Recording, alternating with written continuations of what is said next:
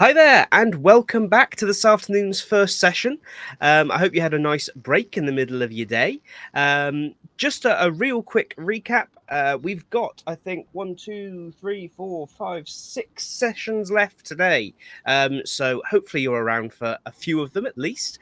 Please do jump into the chat. Let us know where you're joining from, what you're looking to get out of this session, and obviously engage with everything Gabby's going to be talking to us about. Really appreciate you agreeing to come and speak with us today. So without further ado, I'm going to get out of the way. The stage is yours. Thank you, Tom.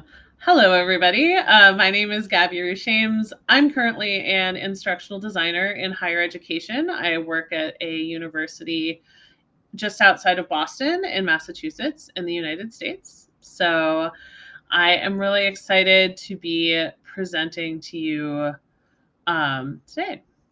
And let's get going.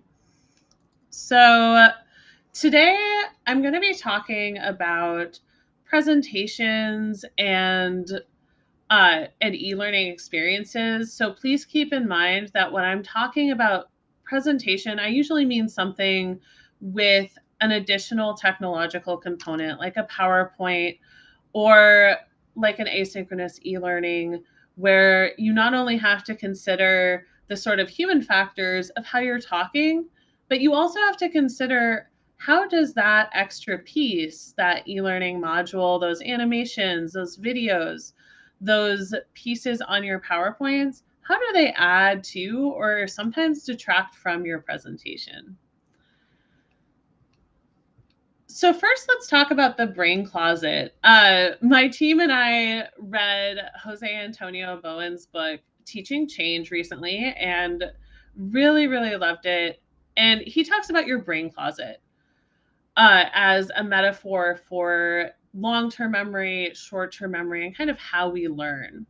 So he says your brain is a huge, dynamic, and automated closet that stores all of your experiences and knowledge. But the only lighting is a tiny pinpoint flashlight that you can shine at just one place at a time. So to unpack that flashlight part, our brains are constantly receiving stimuli, whether it's what you're seeing or what you're sort of thinking about, what you're hearing. So we can't really focus on all of it, or we just hit this kind of overload. And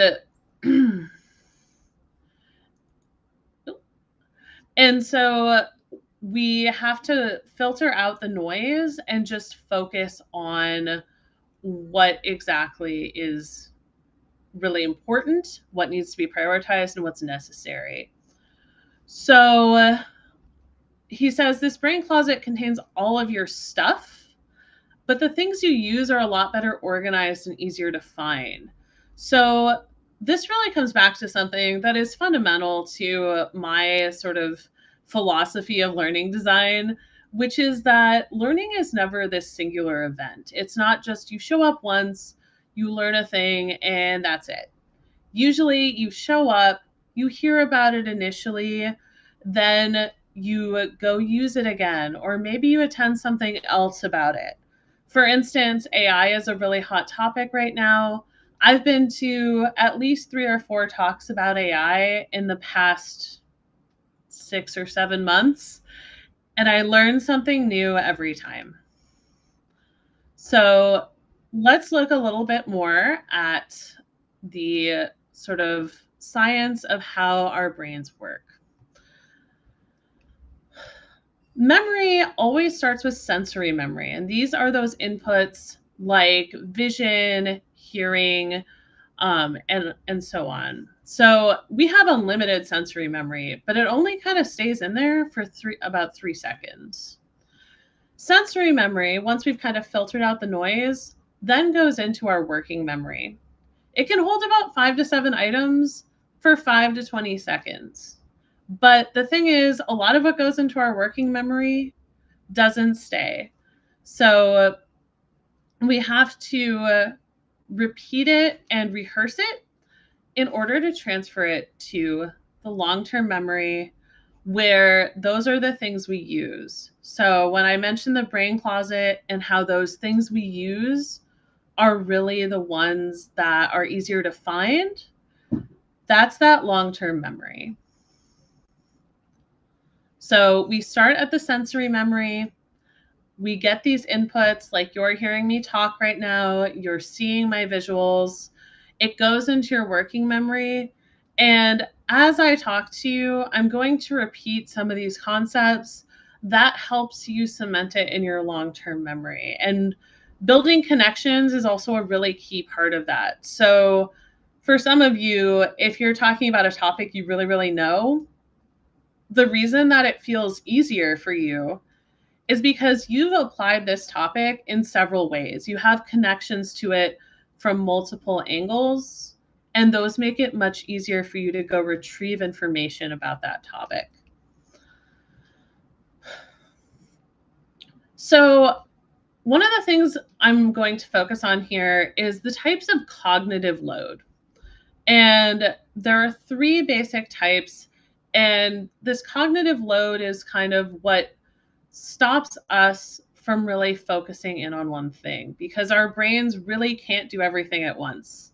With that closet metaphor, you can't just stuff everything in your closet. I live in a small-ish Boston area apartment, so I'm very familiar with this. You only get so much space in the closet, and then you've got to donate some stuff, or maybe give some stuff to a friend, but you can't just shove it all in there. And so when you're presenting, extra things that you put in there can help learners, and they can help them understand better, but they can also add to this load. So the first kind is intrinsic, and that really just has to do with how difficult the subject matter is. And when you're considering intrinsic load, it's important to think about it from your learner's perspective. So you may be talking to people who have never heard about this before. And in that case, you probably want to keep it simple. You don't want to go on and on about the most technical details of that topic. But if you're talking to experts, it might be less difficult. They might be less familiar with it, and they may just need a kind of refresher. There's also extraneous load, and this tends to come from supplementary materials that don't support the learning. They may be such a sort of tenuous connection that they're just really hard to decipher. So this can be something like purely decorative graphics, or if there's extra sounds that are really loud and they're not really supporting what you're doing with either your e-learning or your presentation, that can be an extraneous load. Because when we have to listen to something else, when we have to look at something else, that takes up some of that cognitive load. And so you'll notice I don't put a lot of things on my PowerPoint because you all are hearing me talk. Tom is running this through a streaming studio and will then run it through YouTube, which will caption all of this for you. So for you to focus on me talking and to focus on reading takes extra effort. And by minimizing the amount of text, that helps ease some of that effort. And finally, there's germane load. And this is the trickiest one because it's the most tempting to add in a lot of instances. So it provides additional connections, and it may help learners establish content in long-term memory. However, if we add too much germane load, it could also become a distraction and border on that extraneous. So, for instance, if there are beginners just learning about how to record a video, then you really just need to maybe talk about some basics of how to present yourself, some basics of lighting. You don't need to talk about the state-of-the-art lighting equipment. Even though that's relevant, they're not there yet. And taking up a lot of time on those kind of things is really just going to distract more than it's going to help your learners. So this leads into the consideration of accessibility and cognitive load. And for me, cognitive load ties into those types of accessibility that we don't always really think about. And I'm going to talk about invisible disability and some of how that works with cognitive load in a moment. But first, I want to mention that making your content accessible to those who need support does make it easier for everyone to consume. I am a person with functional hearing, but I really prefer to watch videos with captions because sometimes I miss things. Sometimes I get distracted, and it's much easier to have something that helps keep you on track. So you can add captions, you add extra graphics, and that can help make those connections for people. And it can also make sure that maybe someone doesn't have necessarily an accessibility need, but maybe they're in a crowded or loud space. They're having a hard time hearing you. We've all sat in like the back of that crowded convention center room, and it can be really difficult to take in everything if people are talking, there's noise from other presentations. So think about these things as something that makes it easier for everybody. And this, of course, is the idea behind universal design for learning, or at least one of those key ideas, where if we design with accessibility in mind, it doesn't just make it easier for those who have particular needs, it really does make it easier for everybody. And we as learning designers, that is our main function. We take some piece of content or an idea or a concept, we make it easy for other people to consume. And to me, that means that universal design for learning should be part and parcel with what we do.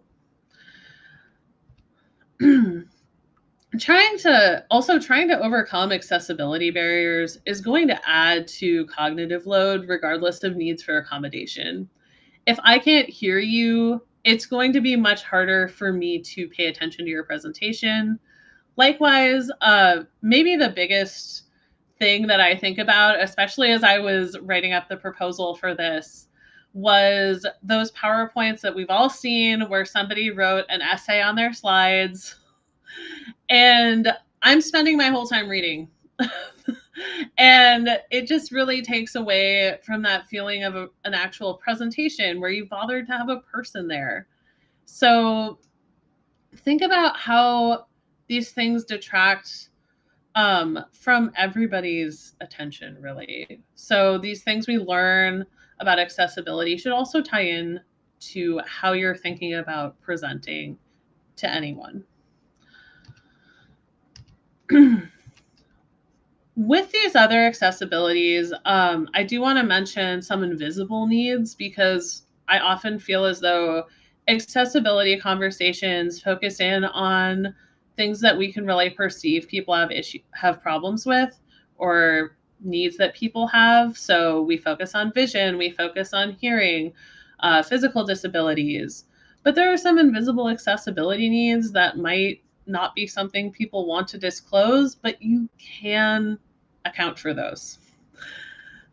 So, for instance, learning differences. Some people may have trouble learning a particular way, and learning differences can manifest in a variety of ways. But one of the big ones that ties into presentation is prioritizing information. So when a lot of us, as a lot of neurotypical adults, will see an essay or they'll absorb a video, you're kind of cataloging, right? You're saying this is the big overarching idea and these are the sub ideas. Some people can't really sort that as fast as others or can't have trouble doing so at all. So creating things like visual hierarchy and using your visual or other elements like animations to kind of space things out really helps those who struggle to prioritize. Cultural differences are also a consideration. I always try and think about any references I put into things because as much as I love a good meme or a good GIF, there is a likelihood that someone else will not understand it.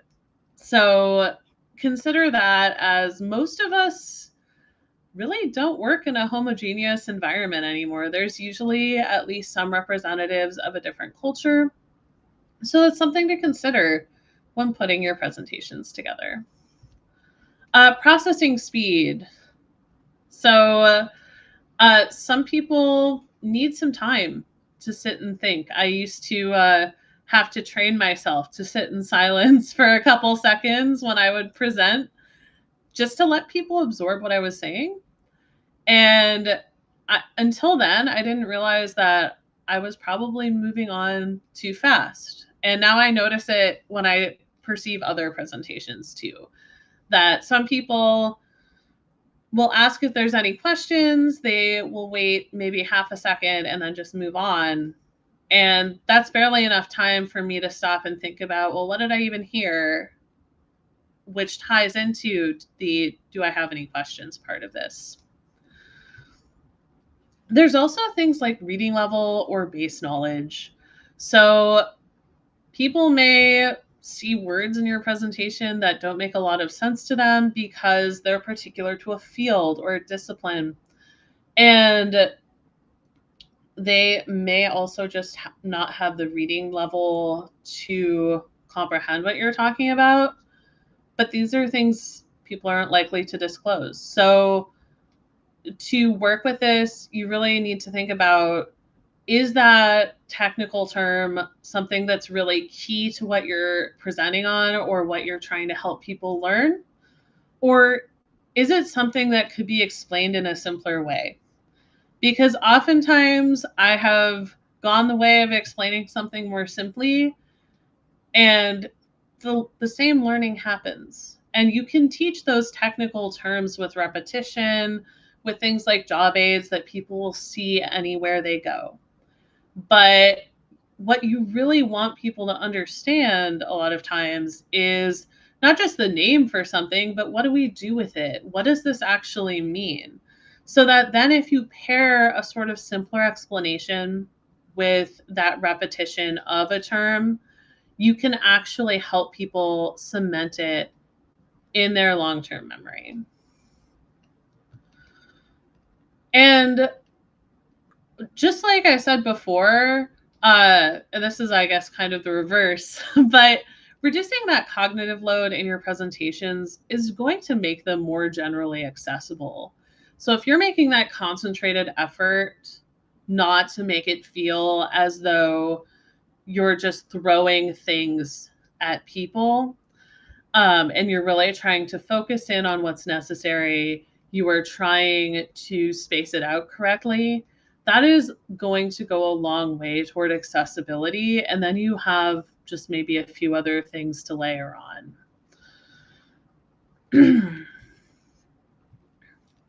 So I'm going to talk about some strategies to minimize the cognitive load, but I would love to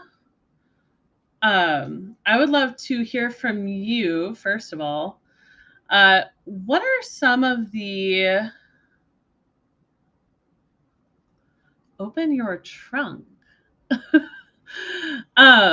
I decided to come look at the chat for a second. But yes,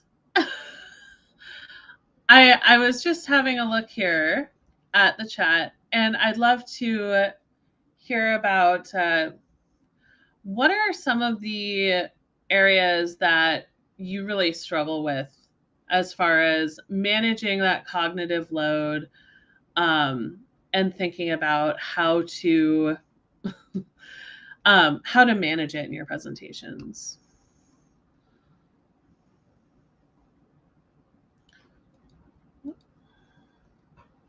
And you can just put some answers in the chat. Okay.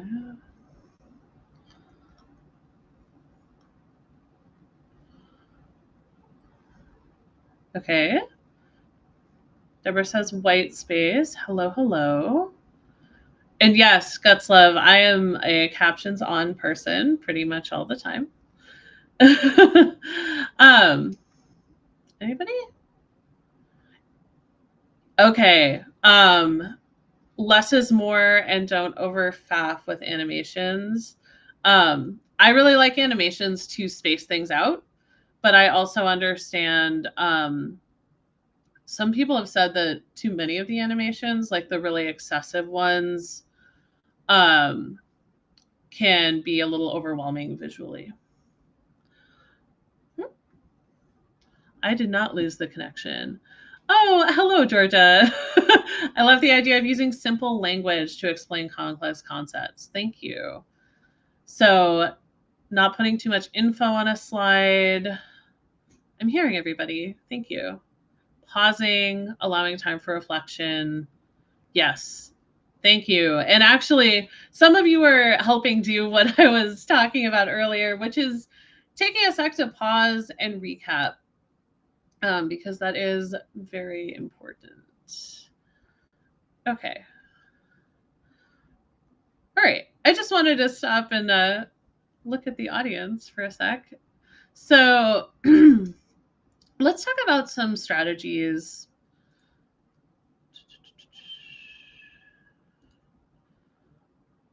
All right. Let's talk about some strategies to actually work on this. And please note that this is not an all-inclusive list. So I've just tried to provide a few tips here that you can use, but by no means am I saying this is the only thing that's out there. And I really do believe in taking some basic first steps and then thinking about how does this work with how I present or the needs of where I'm working. So focus on the need to know. And this is something when I did my MEd in instructional design that my instructor constantly said. And I think it took a while to really figure out how to do it appropriately. And I think what I said before really helps me think about how to do this, which is learning is not a singular event. When I give workshops at my institution, when I've helped teach courses with partnering with professors, usually my MO is I come and present with the idea that I will provide extra resources that people can look at afterward. I often will give people my PowerPoint without the animations, but also with the narration at the bottom so they can read through my presentation. And I feel like when I do tell people that this is happening, that takes a lot of the pressure off. All of a sudden, people aren't worried about, I have to write down every single thing on her slides. I have to write down everything she says. They can just listen to what you have to say. And I feel like emphasizing this fact that there are further opportunities for further learning is really important to a good presentation experience, especially for something where this is the initial contact with that content. So providing those additional resources helps support learning after an initial presentation. And that also gives some choice to the learners. So we always do want to provide those choices, those tracks. And this allows people who say, I know enough about this, to just leave it at that, and allows people who maybe don't know as much about your topic to explore it more at length and do so at their own pace so that they can stop and figure out any questions they have, come back to you with those, and really take time with the material. So focusing on key topics is going to avoid that excess germane load that I was talking about earlier. I think we've all had that friend who will tell a story and they have to tell you every single detail. And sometimes all of those details are really interesting. They really help bring the story to life. But sometimes if it goes on for a while, it can be difficult to follow the plot. So really make sure you're focusing on some key topics and that you have a clear sight of what those are before you even start building a presentation. I almost never build a presentation now without an outline first of what I want to accomplish. So that really helps me stay on track. And then things do move around as I make it, as I think about it more. But really keeping that focus is important to making sure your learners get what they need. And having those additional resources will help you further that knowledge after they've gotten those basics that they need. You should also let people explore. So we all come into our learning experiences with a wide variety of experience, right? We're not all experts. We're not all total neophytes. So letting people explore, especially in the case of asynchronous learning, can be really great. So multiple learning pathways in things like micro learning and even nano learning now are kind of all the rage lately. When I went to Learning Solutions last year, that was a lot of sessions. It was micro learning and AI and AR, VR. But really, it can be as simple as having your resources in different modalities. So maybe some people really want to watch a video on their way to work or listen to a podcast while they're doing other things. And those are things I do all the time. I don't watch videos while I'm driving, but for those who public transit, you could watch while driving. But anyway, it can be different modalities. It can also be targeted at different knowledge levels. So maybe providing an article that restates the basics of your topic, but also one that gets into more complex versions or more complex concepts later on. This is going to help manage germane and or extraneous load and really keeps learning relevant to the learner's roles or experience level. A big thing in adult learning is that we really like to know why we're doing what we're doing. And we start to lose interest pretty fast if we don't really get why we're doing it.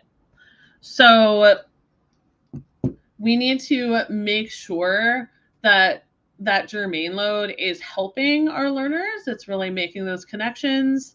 And it's not kind of verging into the extraneous where it's just extra sort of tidbits that don't contribute to the overall goal. So we're going to focus on the need to know, but also let people explore. And exploration could also happen if you're doing a sort of instructor-led training of sorts. And it could be as simple as providing different questions. Because in a room, there could be people with multiple roles. And so if you have different questions when you have a reflection or a breakout session, that can really help people focus on what matters to them and to their role.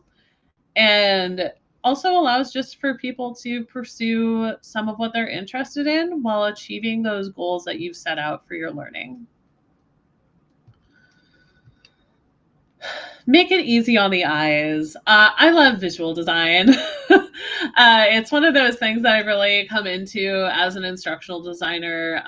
I do a lot of visual work at my current job. And you really want to use visuals to reinforce information and make sure that those visuals are absolutely clear. They are not something that somebody has to take 10 steps to figure out what it's actually saying. So we're going to look at 2 examples to demonstrate what I'm talking about. We have a history of pandemics. And notice we've got all these different colored balls. All the text is nice and black. The background is starkly white, or sort of that grayish ghost white here and there. But the point is, it's really easy to see. I can see everything. The sizes of the balls correspond with how many people these pandemics killed. I'm sorry, this is a rather morbid example, but it's also a very visually stunning example at the same time. We've even kind of signaled here, because this one shows COVID, that this has the hash marks because it's not defined yet. So every visual signal in this graphic means something. And it's not hard to figure out because we see size and we think that's a bigger one. And then you look at the numbers to correspond, and yes, absolutely. And then going sort of backward in depth, that's just our timeline. That's when things happened. Let's look, on the other hand, at this. So this graphic is talking about the percent of total US population by race and ethnicity.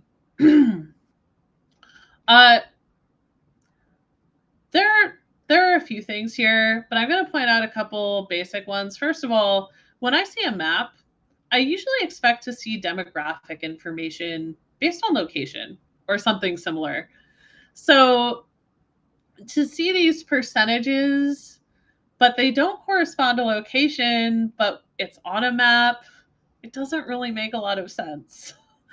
The colors do at least correspond with what's below, but there's no representation for other all the way on the left, although I'm sure there weren't only 4 racial and ethnic groups back in 1960. And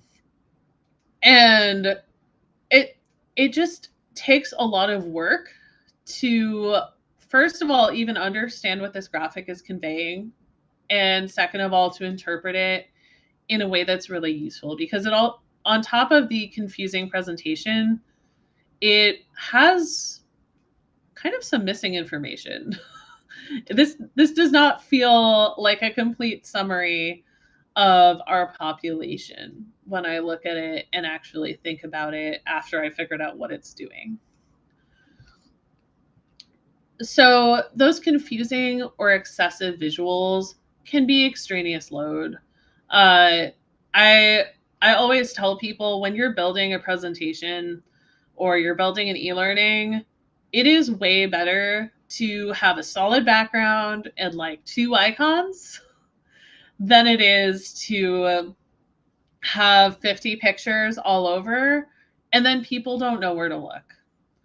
Because visual hierarchy, for instance, my header up here is bigger and has the box around it, which kind of helps it stand out. And then this text is smaller and has an icon, but it's definitely smaller than the box. This hierarchy tells people, okay, this is a title. It's our 3rd topic. And then this is where we look next. And it is almost always better to do a very simple but clear visual hierarchy than to make something really elaborate that people have to sit and puzzle out while they're trying to listen to you talk.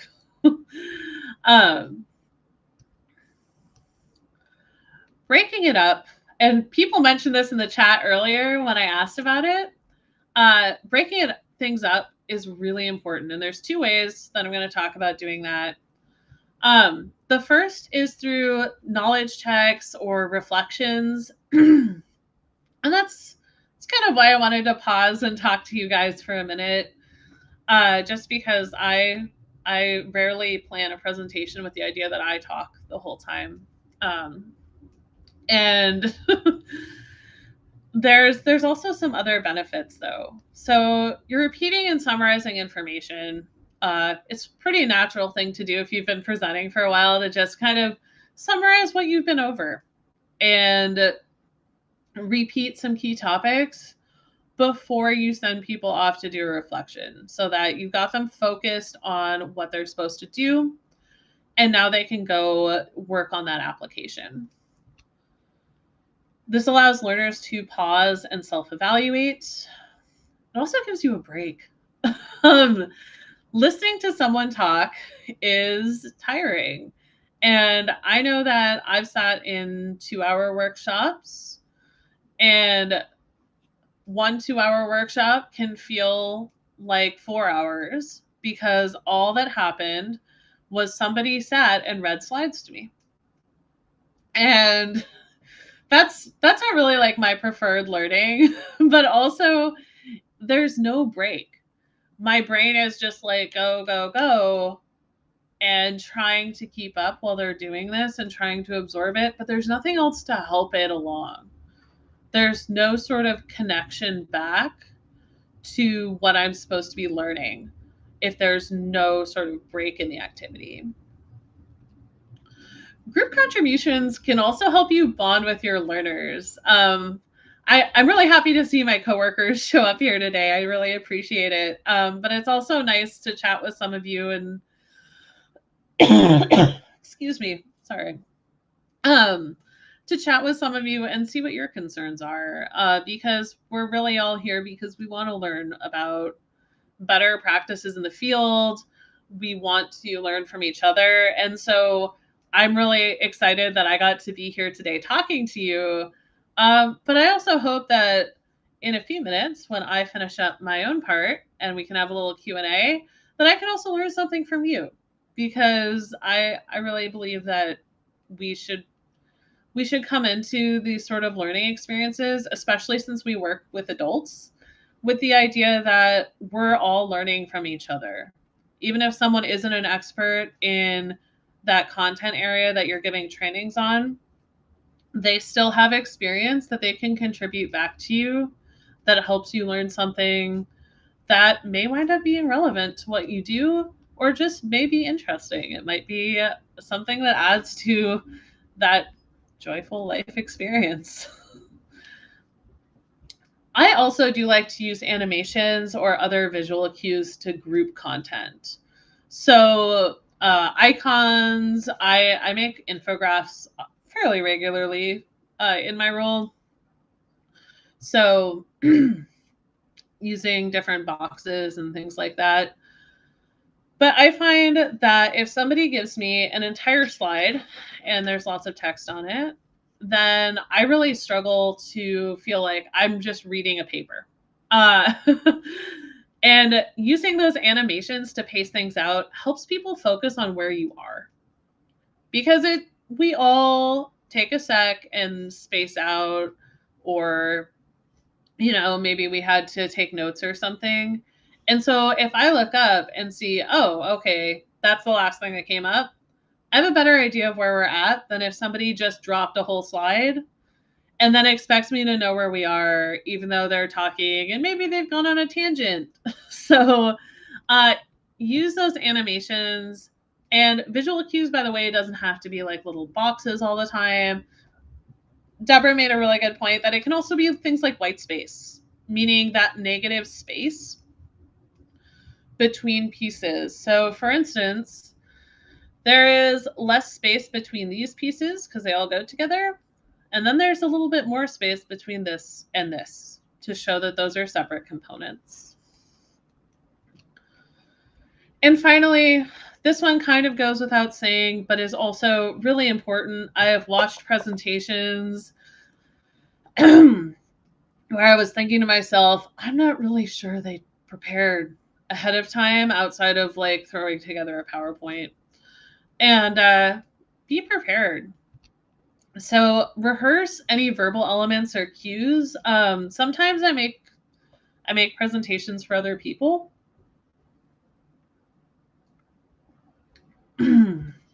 And I always tell them, especially if I put animations on it, please run through it before you just present so that you can actually see how it works, you know what's coming. And then finally, anticipate questions when possible. I never go into a presentation thinking everybody's just going to love what I said. It's going to be perfect. There's no problems ever. Excuse me. I have not been feeling that well lately. So anticipate those questions when possible and try to think of those counter arguments to what you have to say, because that is going to help you feel so much more prepared for that one person who always has a question. They always want to kind of go at it. Before I was an instructional designer, I was in academia for a short moment, and sometimes people just wanted to throw down at conferences over what somebody said in a paper. And you want to anticipate those questions so you can maybe not have the perfect answer, but at least be prepared that that is something out there. Also, as far as questions, that I always tell people it's okay to say, I don't know, and I want to look into that. We always feel like we have to be the perfect expert and always have the answer, and that's just simply not how life works. So don't be afraid to tell people that is a really interesting question. Let me look into that so I have the best answer for you and get back to you. And I think couching it that way really helps people understand that it's not that you don't care about their question. It's actually that you do care and you want to give them something valuable instead of just giving them a rush together answer because you don't really have one at that time. All right. That is the end of my presentation. The QR code will take you to my LinkedIn, so I'll leave that up for a couple seconds. And that, I believe, leaves us 5 minutes for questions. So I would love to hear any questions you all have. Cool. So jump into the. Oh, I'll hide that. Jump into the chat. Start getting your questions in. If we do run out of time, of course, reach out on LinkedIn or in the comments of the video, and I'm sure we'll be able to get answers to you. But I think I definitely agree with this comment here, just while we're waiting for questions. These are really good reminders, and we do just kind of get so busy in the day to day. This is the kind of stuff that falls to the back of our minds, especially while we're all rushing to sort of adapt to new technologies and new demands on our departments. It's really important to keep these things front of mind. I agree, Tom. And I think that, it always comes back to the foundation of good instructional design is making sure that content at the base of it is good. So you can throw all the tech in it that you want, but if what's at the bottom is like, then no, it's still gonna, people are still not gonna care. Absolutely. Just waiting to make sure we're not just stuck in a delay on the stream. Absolutely. Oh, here we are. We've got some coming through. Thank you, Jane. That's what I aim for on a presentation about presentations. I've been telling my friends like I'm presenting about presentations, so no pressure, right? Thank you, Deborah. Deborah and Georgia are my colleagues, by the way. They graciously stopped in. So yes. Brilliant. More coming through here. Go Ginger Learning, great session. Thank you for joining us, Kim. Thank you. Brilliant. Well, I'm not seeing any questions come through. Thank you for practicing what you preach. Something L&D maybe could be better at. So that's brilliant. Yeah. I really do. I do try to practice what I preach. It's important. One of the things, so I'm a transition teacher for any other people like that who are out there. And one of the most important things I learned out of teaching was do not set expectations you can't fulfill. So it is so much better to say, like, be honest and say, I will try to do this, but there may be factors that mean I can't, than to promise it and then just like, I'm sorry, I just can't. That's fine. Because you really don't want to, promise what and disappoint people who may really need what you're promising to. So. Absolutely. Fantastic. Well, Gaby, thank you so much for taking the time out to speak to us today. And thank you for everyone for being so active in the chat. Our next session is in just over 5 minutes, and it's with Louise McFadden at Seamless Synergy, Unleash 5 Project Management Skills to Elevate Your Instructional Design Approach. Another returning IDTX speaker, so great to have her coming back. Until then, thank you all so much. Thank you. Thank you for having me, Tom. iSpring is an e-learning software provider dedicated to streamlining e-learning worldwide. With a team of top industry specialists, they create tools that make e-learning both efficient and enjoyable. Their AI-powered course creation tool, iSpring Suite, and the iSpring Learn LMS are the top choices for thousands of instructional designers, L&D pros, and content developers. Crafted with the user workflow in mind, iSpring ensures a seamless experience for the creation of impactful learning content. Their website, iSpringSolutions.com, offers a treasure trove of e-learning resources perfect for those seeking to boost their L&D career or elevate their organization's e-learning practices. You can check out the iSpring Solutions website using the link in the description below.